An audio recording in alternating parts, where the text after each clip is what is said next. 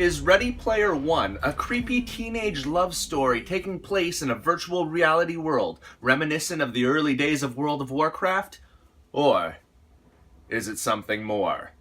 Now, I was driving my one friend crazy because every time we'd go to the theater and we'd see a trailer for Ready Player One, I'd lean over and make the same joke. I'd be like, what is this? The Matrix for millennials? And then I realized that we, in fact, were millennials. The age group is a lot older than I thought. Personally, I blame millennials for making me one of them. It's their fault, like everything else in the world.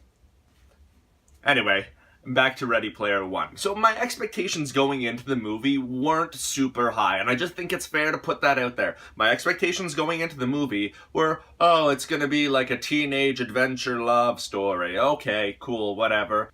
Maybe I'll see it, maybe I won't. I don't know.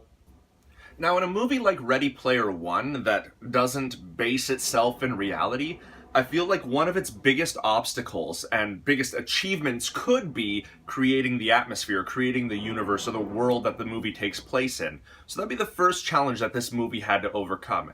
And when we started watching this movie, right from the get-go, I thought, man, this is a video game I would really enjoy playing. Can they please make this a real video game? Like, forget you, League of Legends. I don't need you to occupy my time anymore.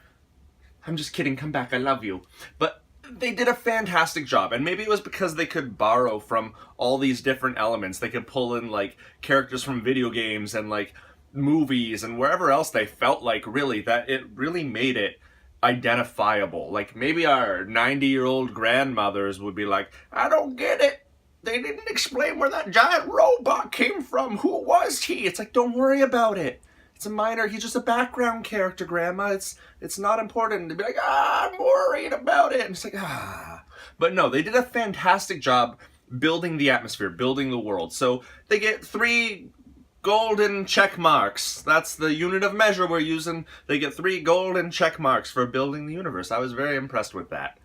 Now, I did mention earlier that this was an adventure movie, an adventure teenage love movie, but the adventure portion is what really is making this movie stand out to us.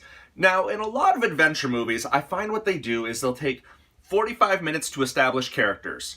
They'll tell us all their backstory, all their problems, all their woes, and then they'll take 30 minutes at the end of the movie to, like, summarize it all and put it all together for us and be like, just in case you were wondering, here's the answer to every question. Every question is answered, and then maybe like an actual 20 minutes to half an hour on the adventure, and that drives me crazy. This movie, there's only like a couple of lines of backstory. They did it really well. You saw where the characters were, they gave a couple of lines talking about it, but the entire movie was the adventure from like minute 5 to like 5 minutes before the end. It was so well done in that sense that the adventure actually felt like an adventure. You weren't like, all right, I gotta sit through this intro and learn about these characters and this world that we're in. No, they just did it very seamlessly. So that gets another 3 golden whatevers we're using, those things.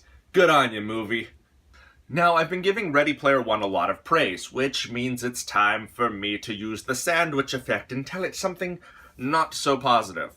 Now, I did mention that this was kind of like a teenage love story movie as well. Not like over the top, but it did kind of suffer from some of the same Achilles heel moments that those movies tend to. When they're in the real world, there's things that happened where you're like, they needed the teenage kid to do that? Or like, where are the police officers? Or, I'm pretty sure this mob of people could take this one guy. You know, like those type of moments where you're just like, common sense is gone because they want to save that moment for the teenage star to impress his girl. And it's like, you can get away with it in the video game world because you're like, oh yeah, video game world, anything can happen here. But in the real world, we're like, just a little confused by this part. I'm not trying to be critical. I don't want to be.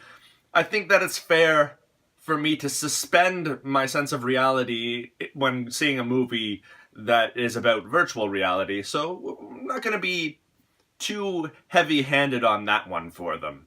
But that was a little issue I had with it. Alright, what have I talked about so far? We talked about building an atmosphere. We talked about adventure movies and how they should be about adventuring. We talked about teenage love stories. I told you my hilarious Matrix for Millennials joke. Yes. I guess is kind of just to sum up the storyline. I'm not going to tell you the storyline, but did the storyline feel urgent? Did it feel important? And did it feel like it was something of magnitude? This one's tricky because both yes and no.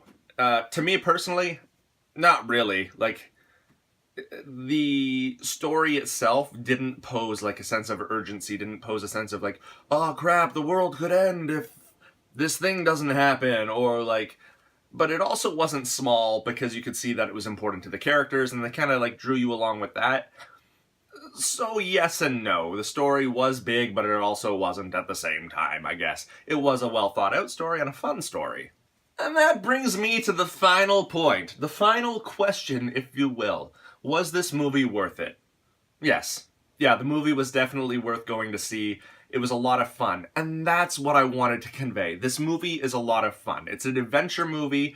You're just there to have fun. It's got some really funny moments. It's got some cool little twists and turns in it, and it's just a good time. And that's what going to the movies should be about. You're going to have a good time. You're going to have fun. You're going to escape from reality.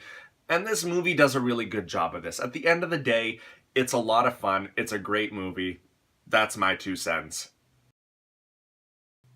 Now, how do I end movie reviews? I don't really do movie reviews until today. But it was about video games, and I like video games. So, we talked about it. Alright. Bye. Oh, wait. Crap. Am I supposed to give it like a rating? Is that how these things work? Do I have to rate the movie? This movie gets 7.5 out of 9 pineapples. No problem. That'll help you decide.